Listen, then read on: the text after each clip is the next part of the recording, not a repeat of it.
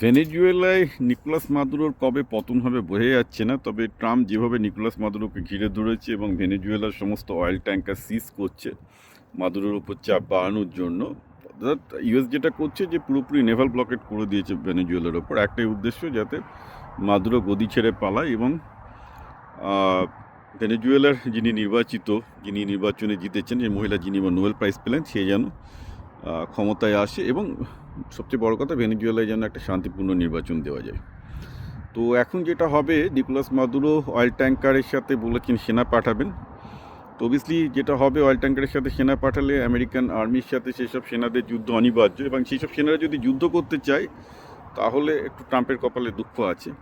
সেই সব সেনারা যদি ট্রাম্পের কাছে আত্মসমর্পণ করে, অর্থাৎ আমেরিকান সেনাদের কাছে আত্মসমর্পণ করে, যারা অয়েল ট্যাঙ্কারকে প্রোটেক্ট করতে আসছে মাদুরো যাদেরকে পাঠাবেন, তাহলে কিন্তু মাদুর টোটাল লুজার, তাকে ছাড়তে হবে। কারণ তাহলে বোঝা যাবে যে মাদুরোর সেনাবাহিনী মাদুরোর জন্য যুদ্ধ করতে রাজি নয়, বিকজ অবভিয়াসলি লোকটা একটা ড্রাগ ডিলার, খুব বাজে টাইপের লোক, বাজে টাইপের ডিকটেটর। তো ন্যাচারালি তার যদি সেনাবাহিনীও এই ড্রাগ ডিলিংয়ের সাথে জড়িত, সেনাবাহিনী অনেক উচ্চপদস্থ কর্মচারীরা, মানে যারা হাই র্যাঙ্কিং অফিসার, তারা প্রচুর টাকাই রোজগার করেছে। কিন্তু সেনাবাহিনীর যারা একদম লোয়ার ক্যাডারে আছে, তারা কি ওই ড্রাগ ডিলিংয়ের টাকা পায়? আমি জানি না, আমি যতদূর জানি পায় না। সবই বড় বড় অফিসাররাই এই ড্রাগ পেডলিংয়ের টাকা পেয়ে যাচ্ছে। ফলে তারা কি নিজেদের প্রাণ দেবে মাদুরোর জন্য? মনে হয় না। তো দেখা যাক, যদি মাদুরো এখন একটা খুব কঠিন পরিস্থিতিতে আছেন।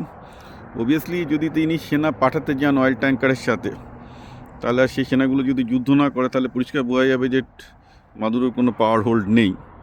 আর যদি সেনাগুলো আমেরিকার বিরুদ্ধে ফিয়ার্স ফাইট করে, যে তারা মনে করে যে তারা দেশের সম্পদ বাঁচানোর জন্য লড়ছে, তাহলে আবার ট্রাম্পের কপালে দুঃখ আছে। কারণ সেক্ষেত্রে ইউএস বুঝতে পারবে যে মিলিটারির মধ্যে মাদুরোর সাপোর্ট সলিড, মানে মিলিটারির ওপর র্যাঙ্কে না, একদম লোয়ার র্যাঙ্কে এটা সলিড আছে, and that is a problem.